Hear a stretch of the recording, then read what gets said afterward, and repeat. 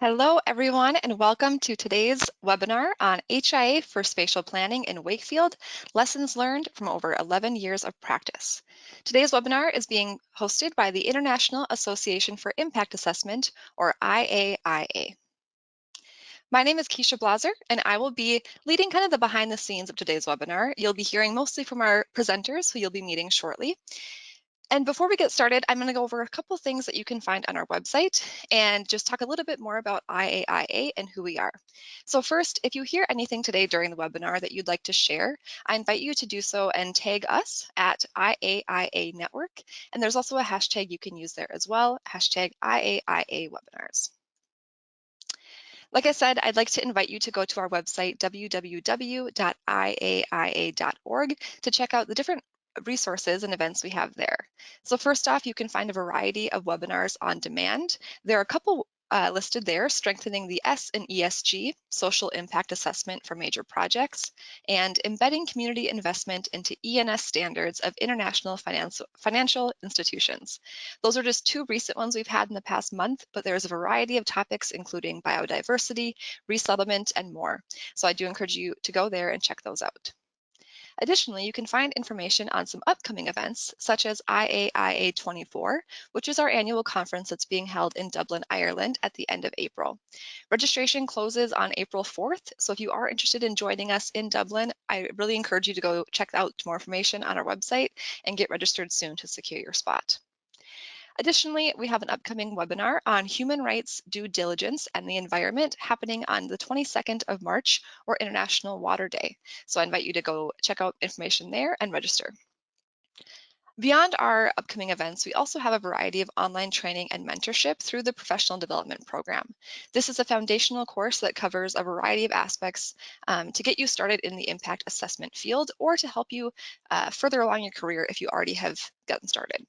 Registration is now open for the June through August cohort and will close in mid-May, so I encourage you to check out more information on that course and register soon. And finally, you can find a variety of free downloadable publications like our best practice principles, IA fast tips, and more. So all of those can be found at www.iaia.org. So before we get started, a few pieces of housekeeping.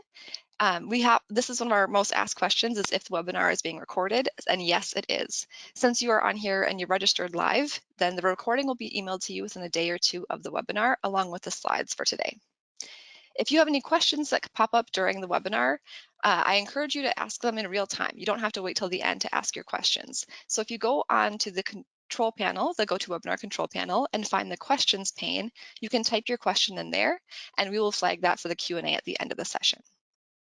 And then, like I said, you will be emailed a link that includes the slides, but you can also find those now on the handouts pane of the control panel if you'd like to follow along with the webinar. So before we get started, I'd like to introduce you to the facilitator for today's webinar, Ringen Piper. Ringen specializes in the fields of public health and environmental appraisal with a strong academic, legal, and project management background.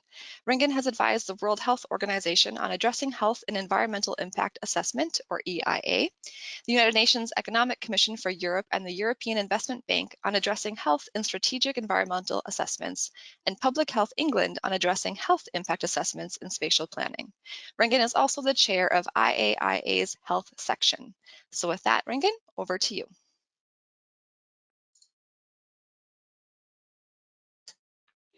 Thank you, Keisha, and thank you everyone for joining us today. We have some excellent presenters here, and it's going to be a real insight into the practicalities of implementing health impact assessment. And health impact assessment will be, I'm sure, very familiar to many of you.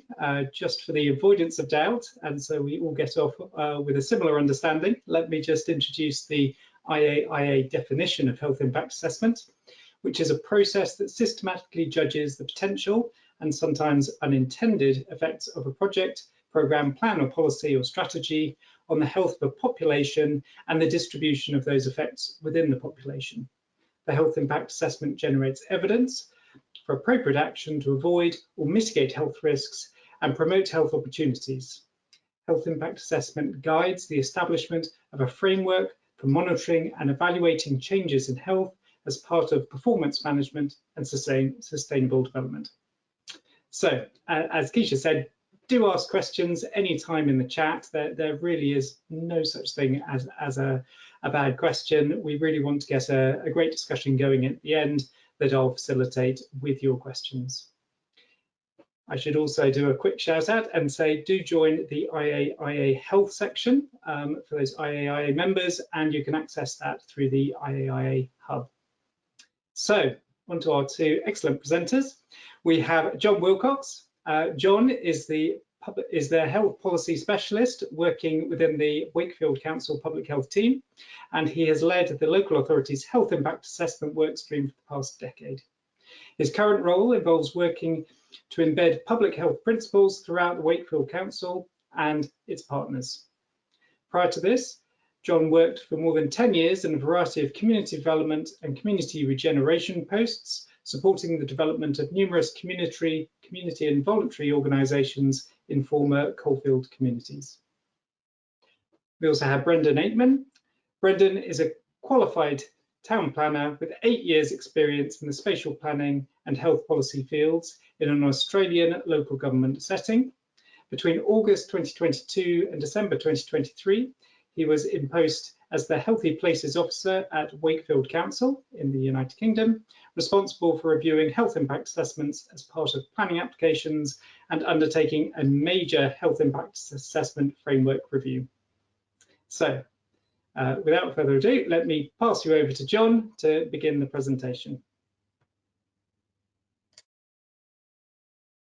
Just to introduce ourselves, I'm John Wilcox, and we have presenting with you the other voice you heard, Brendan Aitman, and we're here to talk about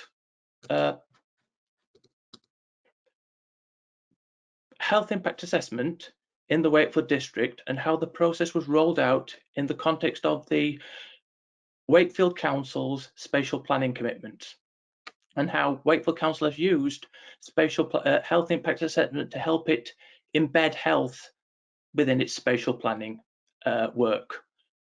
The presentation is going to be split into two parts, really. The first part is looks at the past, which will be my part, where we're going to just basically look at how Wakefield Council started to use health impact assessment and the reasons behind it, and how we've got to where we are today, which is where Brendan will take over and look at basically how we've developed a new framework based on the learning of the previous 10 years to really hopefully lead us into the future using health impact assessment to help us even more to make Wakefield, the area where we live, a much more healthier district. Just a little bit about ourselves. As said in the introduction, my background is public health, while Brendan's background is very much spatial planning.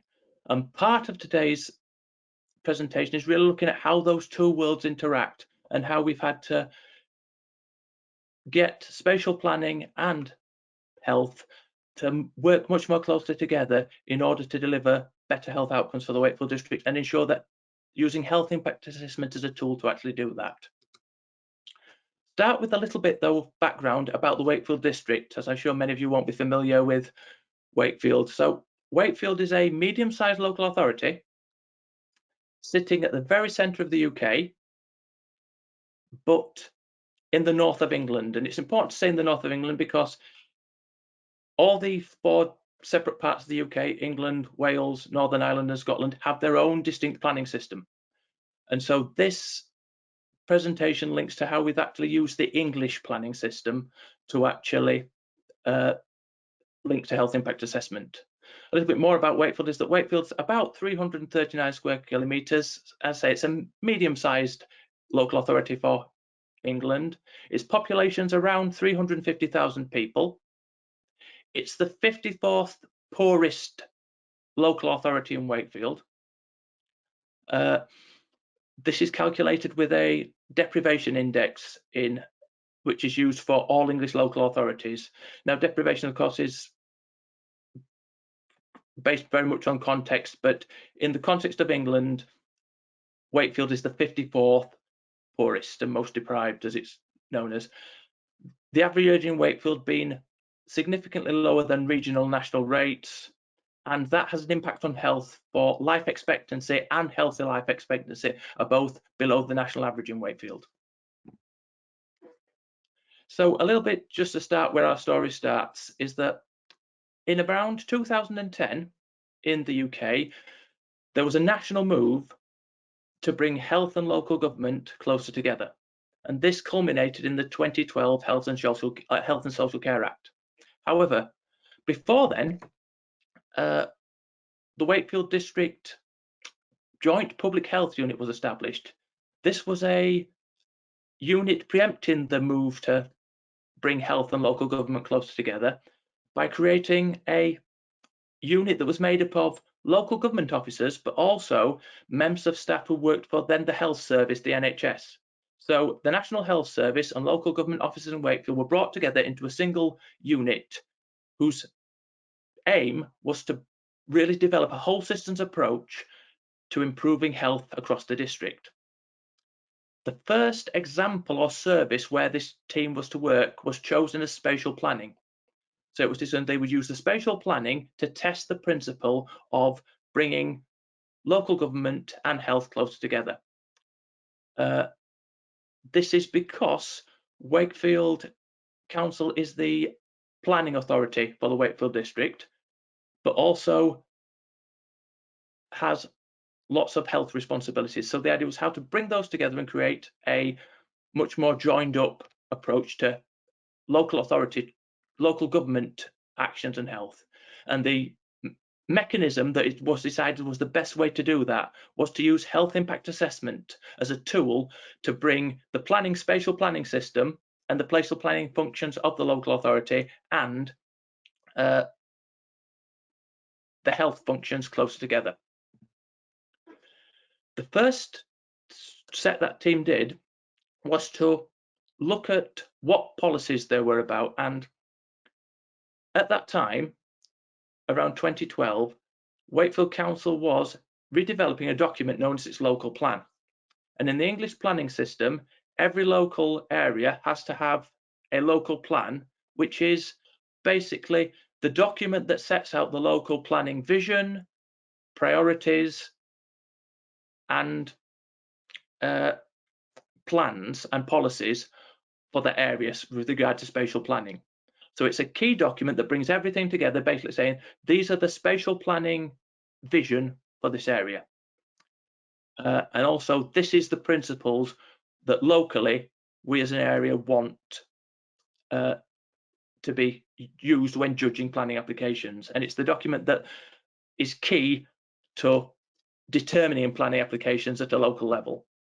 As that plan was being revised, the team in the Joint Public Health Unit worked with council colleagues in spatial planning to actually have included in that local plan a requirement for certain sites which were considered to be a specific health need to have a mandatory need for a health impact assessment to be undertaken before any development could take place on that site. It also had included the phrase, where a site falls into areas of the highest health deprivation, i.e. areas that have the poorest health in the district, the council would be required that the developer should submit a health impact assessment to show how health was being assessed, how the impact of that development on health was being assessed before a development took place. So there it was, we had a policy. And the team then thought, the Joint Public Health Unit, well, that's it, job done. We've actually got health impact assessment as a requirement in our planning policy. All planning applications, where needed, when they meet criteria in the poorest health areas, will need to have a health impact assessment take place, and therefore it's job done. It wasn't as simple as that, however, because what we then had was lots of developers and planning officers coming to the Joint Public Health Unit and saying, right, you've told us we need to do a health impact assessment, but how actually do we do it? Developers were asking what did we expect from a health impact assessment? How would they actually do the process? How could it be done? We also had planning officers whose job it was to assess those applications, getting in touch with the team and saying, how do we actually assess applications? How do we know this is a good health impact assessment? And so as a result of that, the team then moved on to the next stage. They looked at what options there were available. They could provide training to planners and developers. They could provide guides, but the option they went for was to actually develop tools to support developers to actually better create those health impact assessments and undertake them. So what they developed was a draft health impact assessment framework, or a health impact assessment tool, which was a form that developers would fill in for their developments to actually go through the process of undertaking a health impact assessment, and the form would take the developer through that process. So a draft form was created and it was presented to a panel of local planners to ask what they thought of it and to basically consult with them, to which all the local planners said, that's no good, that'll never work, it's too long, it's too complicated, we'll just have tons of opposition, people won't know how to do it, it just won't work. So as a result from that, we started a number of workshops talking with planners to try and get the actual develop the tool that would work, and we'd get lots of feedback from developers and planners. The main feedback being it needs to be made much shorter, your tool, and much more simple. As a result of that, there was a bit of pushback from the health people who said, no, it needs to be long enough to make sure that a proper health impact assessment has been taken. If we make it short as you want it, a proper health impact assessment won't be able to be done. As a result of this, 2 versions of the tool were created as a bit of a trial. There was a rapid version, which contained basically 4 sides of A4, and a comprehensive version, which was much more detailed and extended to about 12 sides of A4 paper, or 5 sheets of paper. The template for both looks something like this, where we had basically a theme, and this sheet is for the theme of housing, and then underneath we had another theme, physical activity, diet, nutrition, air quality. So there was basically a number of themes which developers then stated whether they thought the impact was positive or negative, described an impact, and also included the certainty of whether impact would take place, and then also made recommendations as to how positive impacts could be increased and negative impacts could be reduced. As a result of developing this tool, we had quite a bit of learning and quite a few mistakes. I think the big mistake that we actually made was to actually create a tool, think it was done, and present it to planners and say, what do you think of that, and expecting them not to actually feed in. It was very interesting how basically a consultation with the planners actually ended up being a co-production with the planners, and we ended up with a much better tool by working with the planners within our local authority and outside our local authority to actually develop this tool. Other learning, we found that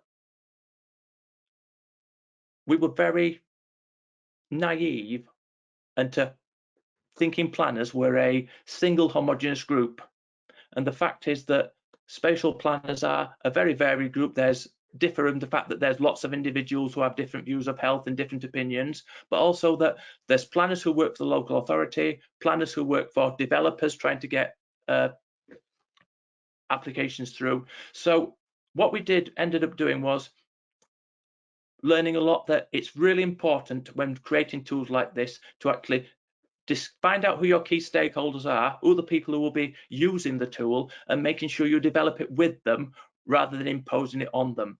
And that was, I think, the most important bit of learning. And the key thing was through this is learning that compromise was essential.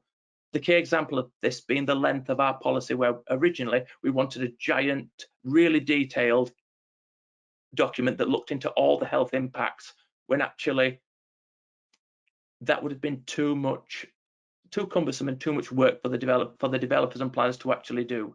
So it was important to talk to the stakeholders, and that was our key piece of learning from developing the tool. We then rolled out the tool, the 2 versions, and our key thing was how actually do we make this work, and looking at how we made it work, how we could make it work. So we rolled out the tool, and we found that we rolled out both versions, the rapid short 4-page version and the comprehensive 12-page version. And what we found was that by trial and error, the comprehensive version actually surprised the planners by being more popular with developers, because they actually found it easier to complete because it had a lot more guidance and provided a lot more detail. And so it actually answered many questions, while in making the rapid version a short 4-page version, it left the developers with much more work to do themselves as to how to fill in the form. And so we found that actually sometimes creating something that's too short and too light touch, that doesn't give enough guidance, actually proved to be an error. The other thing that we learnt from the rollout was that when people are submitting health impact assessments, they need to be assessed. There's no point asking for someone to complete a health impact assessment for a development and then no one looking at it. And so we suddenly discovered that we needed a lot more capacity within planning and within public health to actually review these health impact assessments. But as a result, we rolled out the health impact assessments, and developers were submitting them. They were being sent to public health officers, who then read them through and provided comment about how the implementation of these health impact assessments could be rolled out. The problem was that none of these comments actually appeared to be acted upon. What happened was, basically, people were doing health impact assessments, but they weren't really resulting in any substantial changes to the developments. People were just saying, we've done this, we've identified these health impacts, and that was it. The health impact assessment almost ended up being the end rather than the means to making a healthier development. So as a result of this, we undertook a review to basically find out why no one was actually listening or taking notice of the health impact assessments, and they weren't resulting to material changes to developments. And the key reason for this, it found out, being a culture clash between the planning world and the health world. One of the key things was the need for a common language between planning and health. For example, in the English spatial planning system, the key aim of the spatial planning system is for developments to create sustainable development. And by that, we mean development that promotes health, promotes a strong economy, and promotes a sustainable environment. So planners always, and developers, are pushing for sustainable development. However, the public health people were talking about healthy places. By healthy places, they meant exactly the same as is meant by sustainable development, but there was almost the fact that they were using the same, different terms for the same thing caused something of a misunderstanding and delayed actions, and meant that health and planning weren't communicating properly.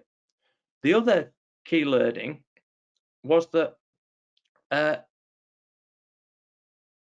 public health were really making recommendations and using health impact assessments based on evidence, while the planners were really focusing on policy.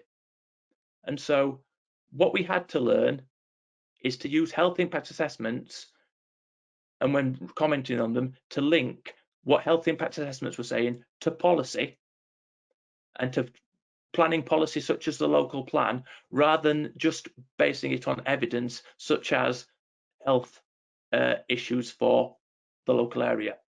The other key thing we learned was that timing was key, and the earlier a health impact assessment was done in the planning application process, the better results we had. What we found was that often at the initial stages, we didn't ask for a health impact assessment, or a health impact assessment wasn't completed until the development was at a very late stage, meaning there was little opportunity for change. So as soon as we learned to actually try and work with developers to get health impact assessments done as early as possible in the planning process, there was more opportunity for them to use the findings of the health impact assessment to make change and to make developments better. Another thing we learned was that the tools we had needed to be improved. And one tool we actually ended up developing was this tool you can see here, which is called the Health Impact Assessment Planning for Priority Themes by Ward. And what that is a tool which helps people completing a health impact assessment look where they need to focus their attentions. So, for example, it has all the parts of the Wakefield district down one side, and then down the other side, or each of the columns, is a housing issue. So for each part of the Wakefield district, where there's a red dot, people can see if there is an issue or a health issue in that area and use it to actually know where to focus their attention when doing a health impact assessment. So for example, if there are red dots on housing and diet, then when completing the health impact assessment, the developer or the person completing it can spend much more attention focusing on housing and diet and less attention on physical activity if that's not red. And it just helped them work more efficiently and resulted in better health impact assessments. The next stage we looked at was just then rolling out the template over the next 5 years and using it and gradually fine-tuning it, evaluating it year after year and making sure that we were making it gradually better by getting feedback from developers and planners. There was a real need, we found, to stay vigilant because recommendations made by health impact assessments didn't always get delivered. So the idea was to actually just make sure that we were keeping an eye on recommendations to make sure they were implemented. The other big learning piece was that as more health impact assessments came in, we really needed to increase capacity within the council to actually assess and comment and make sure the health impact assessments were of sufficient quality, because we were finding that lots of health impact assessments were coming in and some of them weren't very good. They were quite poor quality, and this was resulting in them not having much of an impact either on the effect they had on healthy places. As a result, the decision was made around 2021 that we needed a dedicated officer to actually start and work on assessing health impact assessments and focusing and making sure we had a really solid, robust health impact assessment process that would go on into the future. And as a result of that, Brendan was appointed as a Healthy Places officer, and Brendan started a process of reviewing the process we'd set up of health impact assessment that had been running for 10 years to make sure it's going to be fit for purpose for the next 10 years, and also look at how we can actually improve it to make sure that the health impact assessments we're receiving were better quality. So I'll now hand over to Brendan to explain a little bit about what he's done. Thanks, John, and I admire your resilience through those technical difficulties. So yeah, good morning, everybody from Bendigo, Australia. Just like to say thank you to the IAIA for having us today. If we seem nervous, it's because we are. We didn't think we'd ever be reporting on our HIA framework to the entire world, but here we are. So as Ringan and John pointed out, when I started in 2022, one of my first jobs was to evaluate the entire HIA framework at Wakefield and think about how we can improve it in the future. So one of the first things I did was to have a look at the general quality of the assessments that were being submitted at the time. In the last few years in the lead up to when I began at the council, and I picked up a few things that were pretty common across the board, and those just are listed here. But some of the big ones here are there was a reluctance to acknowledge any negative impacts from these proposed planning developments, and a lack of recommendations to improve the scheme in any way. And I think it's important here to just remember the context that we're in. These HIAs are being filled out by consultants who are working on behalf of developers, and it's in the developers' best interest to get their planning approval, their planning permission approved as soon as possible. So anything that could compromise that was seen as a negative, and they wanted they wanted the HIA to be used as a selling tool, basically, from what it seemed to me. There was a lot of fields in the HIA that were incorrectly populated by copied and pasted text. Yeah, relevant descriptions that don't respond to the prompts.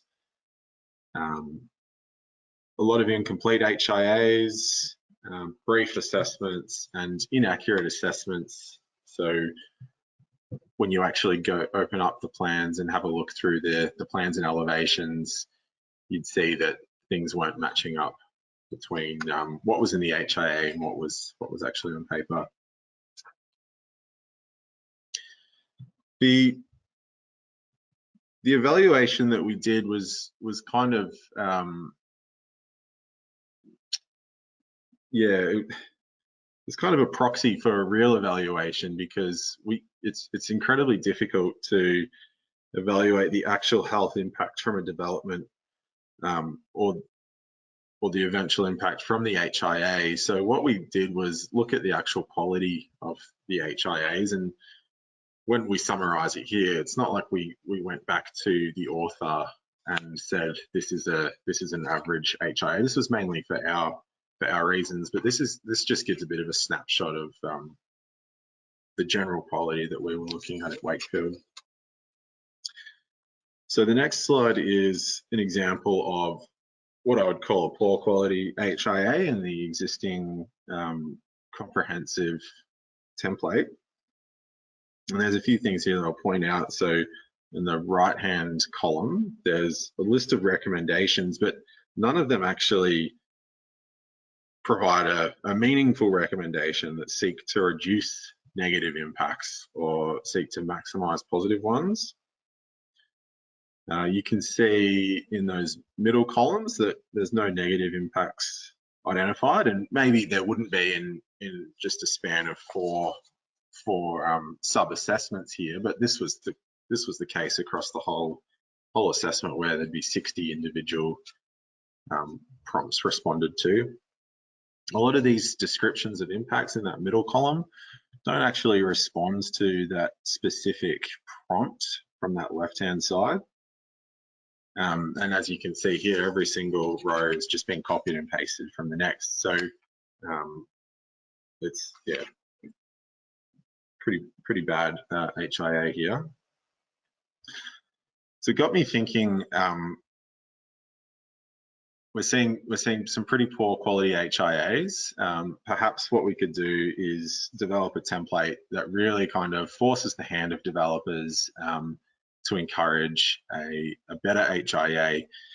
And I need to stress here that this is just for the context of town planning. So our new HIA framework in Wakefield keeps that old template for other applications, so policy development or infrastructure projects, things like that. But for the most part, we saw HIAs being submitted as part of planning applications. So we thought a bespoke tool specifically for planning would be really useful.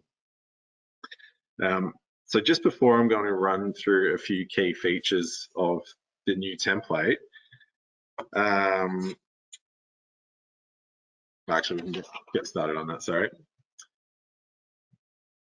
And this is a good opportunity for a shout out to Ringen, who did our peer review of this template, and as well as a few key features, I'll point out some of the things that were good outcomes of that peer review process. So at Wakefield, we want the new template to be as easy as possible to use and also very accessible to most people in the planning and health fields. Obviously, not anyone can just do this, nor should they. But putting this in really kind of put a bit of accountability into the process. And yeah, I won't say too much more about that, but we felt like there was a lot of inexperienced authors filling out HIAs beforehand. Now this is page one of the actual assessment. and I'm just going to run through a few key features that you see on the page here. So one of the big things we noticed in the evaluation is that, if you just go to the next slide, please, John. One of those first things that we noticed was that it was pretty clear that some authors found filling irrelevant sections pretty frustrating. So keeping things focused was really important for this template.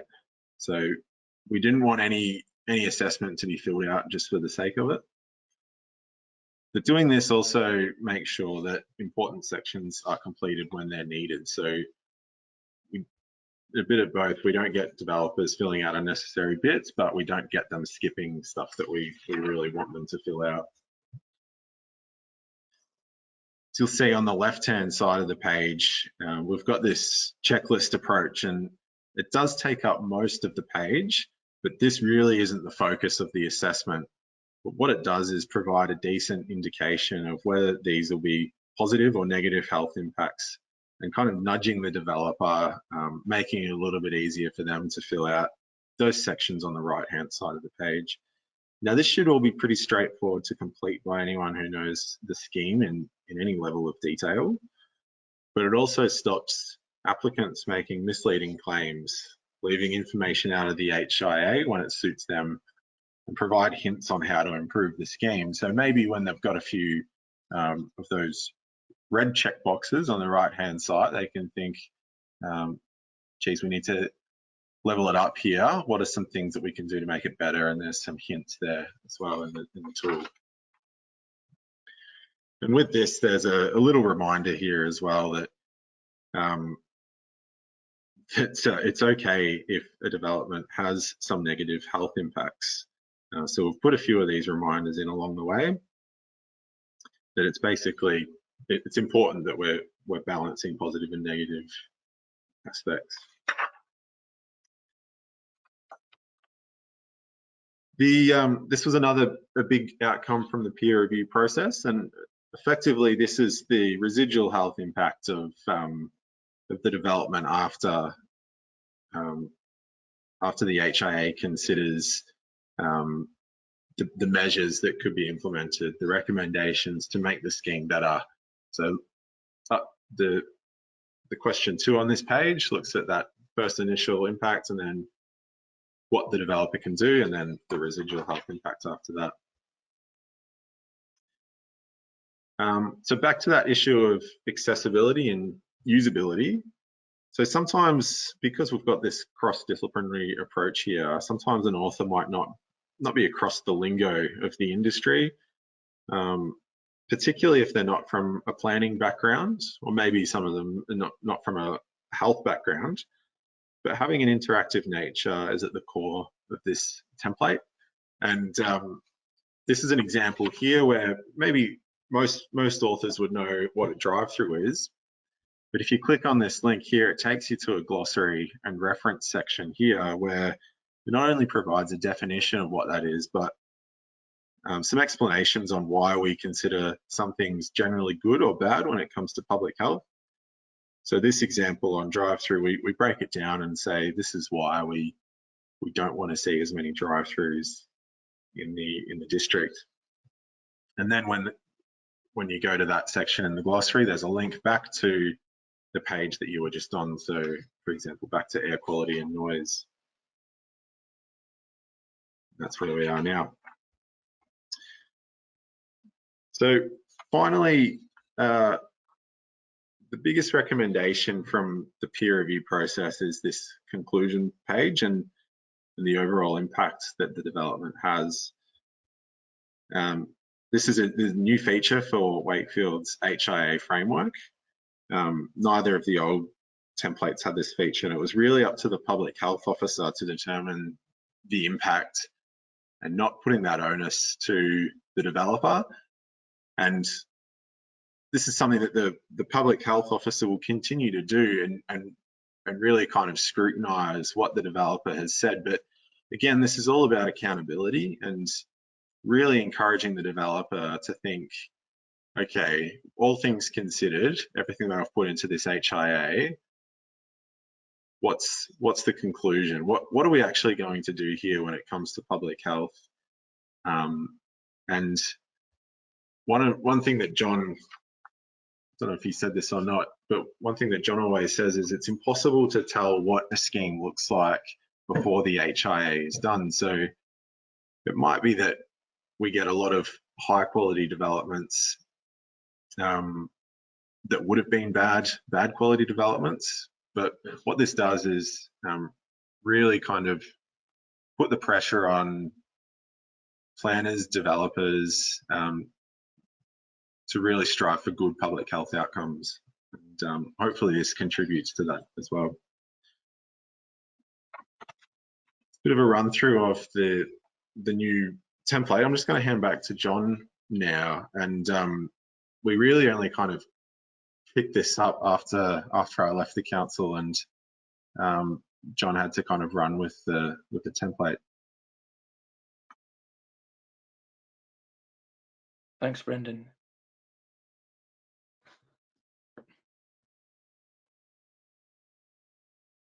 So basically, we've looked at the HIA template when they've been received, and we started to receive them.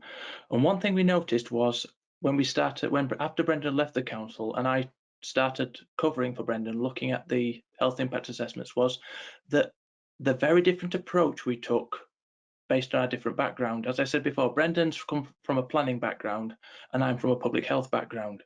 And looking through the various applications as we started to do some sort of assessment, we noticed that Brendan looked at applications in a very different way to I did. We both ended up with a similar response, but it was a very different approach in that me from a public health background, when I found an application, the first thing I did was think, where is it? What are the health problems in the area? So I'd approach it from an epidemiological background perspective. So I'd look at what the health problems were in a particular area where a development was taking place. For example, there might be problems with childhood obesity or asthma or lung problems. And as a result, then that would shape my recommendations. If it was problems with childhood obesity, I'd make sure I asked for things which are focused on things which looked at physical activity, healthy diet, and promoting a healthy lifestyle. If it was problems with people with lung conditions, I'd look at the air quality and what's the development going to impact on air quality. Brendan, from his planning background, looked at things in a very different way, and his first approach was, let's look at the plans. Let's see what the developer is going to do, and then we'll look at the health issue. But let's see what the actual plans say is going to be built. And what we've found is that approach is much more effective when working with planners. If you're doing a standard HIA and looking at more general things such as policy, then starting from the health issues and looking at it from a more epidemiological point of view is an effective way to go. But if you're working with spatial planning, it's much more effective to actually start by looking at what the plans are and what the developer's trying to do. And as a result of that, the new template is very much more focused on working in that way. It works in a way that planners think. So the entire new template has been designed in a way to make it as easy as possible for planners and work in a way that's much more comfortable for planners to work with, rather than health impact assessment and health professionals who have a slightly different mindset. So what we've found is that when some health professionals and health impact professionals have looked at the new template, they find they're a little uneasy with it,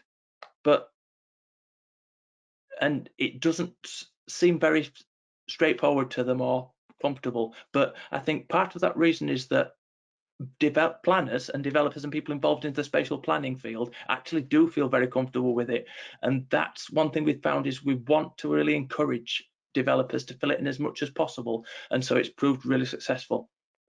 The other thing, I'm not sure if people can still see the slides, is just a bit on what we've got planned for the future. So the new health impact assessment template is now just been going through final checks to ensure that it's accessible to all, because in the UK we've just had some new legislation that means that all documents produced by local authorities and local government have to be as accessible as possible. And so at the minute, we're just having the new form go through lots of checks and amendments just to make sure it's accessible to anyone and can work with e-readers and various things. Once that's completed, we're hoping that by March 2024, the new template will be published. In April 24, we will then be releasing some supporting documentation to actually make it some additional tools, such as a new version of the matrix I showed for key issues. And then we're going to start an ongoing evaluation just to actually see how effective the new HIA template is at making a difference, and looking at various ways that we can actually evaluate. And to go back to that point that Brendan made earlier, is that if it's hard to tell what difference a health impact assessment has had, because you don't know what a project or a proposal was like before the health impact assessment. The old essence of a health impact assessment is to encourage people to think in a different way and create a healthy development. So we're looking at various ways that we can actually evaluate and try and show how a health impact assessment is really making a difference. And that's our next change and our next big challenge, is to look at how we actually evaluate and show that what we're doing is working. And I think that's so. Thank you very much for listening to us. Apologies for my rambling at the start, and for your patience in hanging on. And I'll hand back now to Ringen for any questions. Thank you, John. That was a fascinating insight, and Brendan as well. I think it is always a challenge to put health impact assessment into practice. We hear a lot about it from an academic point of view, and we do see it sort of coming through the system in terms of finished reports. But the actual process of implementing a strategy to drive the quality of good health impact assessments in an area and really promote good public health in spatial planning. This has been very insightful. So I think we'll have the panelists join, and we'll have a few questions. So John and Brendan, I think absolutely key to this seems to have been getting the cooperation between public health and spatial and the sort of the planning teams both initiated and maintained. And I was just wondering, I'm sure everyone would be very interested to know how that started, and how were you able to keep that going? Shall I go on this one, Brendan? I think the key thing was interpersonal relationships, and it's, you talk about technical, but it was actually making friends with those teams, to want of a better word, and actually building strong relationships and trust, and then being able to have an honest, open discussion where, when you did a change to a document that they thought was not very good, having a relationship where they could actually say, we don't think this is very good, you need to change it. But also building a relationship where, when we first started, it was very much, we were almost coming in with a preset idea and telling planners and developers what we wanted them to do. And that can quite easily come across as, you're doing your job wrong, you've been doing your job badly. When actually it's about saying, how can we work together and learn from each other? And we've got as much to learn from you as from us, and how can we actually create a strong tool that meets all our needs. And I think, as you put in the chat, Ringen, co-production is probably key. It's that fact that you have to build a relationship so that there's trust and you can create things together, rather than it being one agency doing something to or for another. Thank you, John. No, I think trying to find those partnerships and indeed those friendships, I think that's really important. And I think breaking down the barriers and building up those relationships is really fundamental. And perhaps that is what happens first, and the inevitable question of how do you keep on resourcing this and making sure you do have somebody in post to review health impact assessments. Maybe once you've got that those relationships going, you've co-produced the guidance, then that's a much easier conversation to have with those holding the purse strings. You mentioned early in the presentation that health impact assessment was sort of brought into the spotlight in Wakefield very much as a whole system tool to deliver really a sort of test bed for I guess health in all policies, bringing together or bringing up a public health lens through a wide number of areas. I was just interested whether you feel that's been successful, whether this is the start of that journey, or whether this has really in its own right delivered. Again, I think it's been a limited success in that certain departments, such as spatial planning, have embraced certain elements of health in all policies. However, there is still a lot of improvement to be made, and I think part of that is linked to this process of how we actually make the health impact assessment process as easily as possible and with as less of a burden to them as possible. But the fact that our planning colleagues, I have a great deal, they're all very, very busy people under a great deal of pressure, and actually it's how we can actually make, where we've made health a way of making their job easier and they can see the benefit, they've embraced it, and it's been big, and health in all policies have been. But there are still some areas where health is seen as or bits of HIA are seen as something of a burden, and that's the area where we're struggling to get health in all policies. At the minute we're at probably health in most policies with regard to spatial planning, but we've still got a way to go.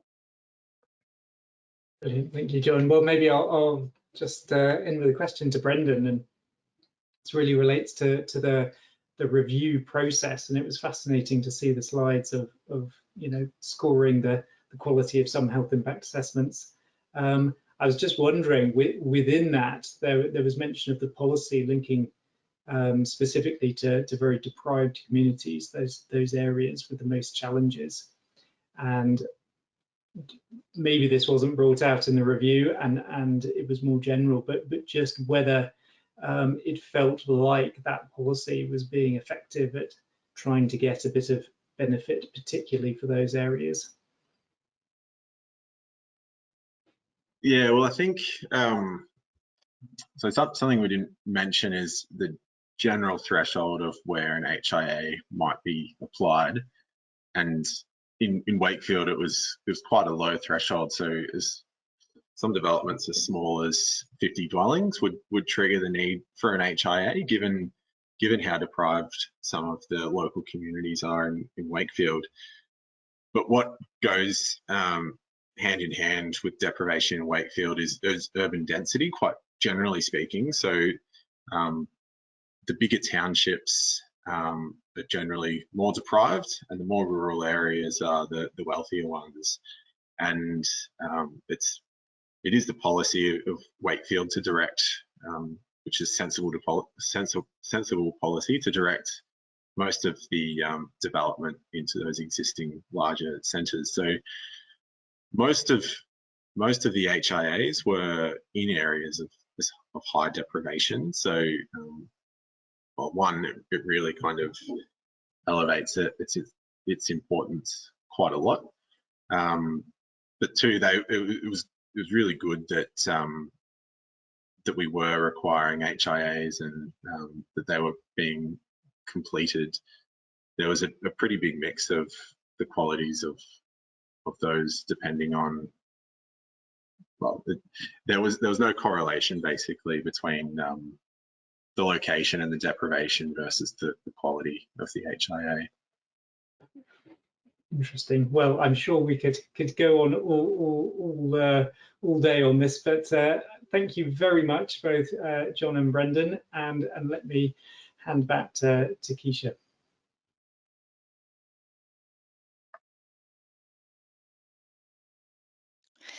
All right, thank you everybody for joining us, and thank you to our presenters for the great conversation we had today. I know we didn't have time for many questions, but I really encourage you to continue this conversation. The questions we did have were awesome, and there's a lot of interest in these topics.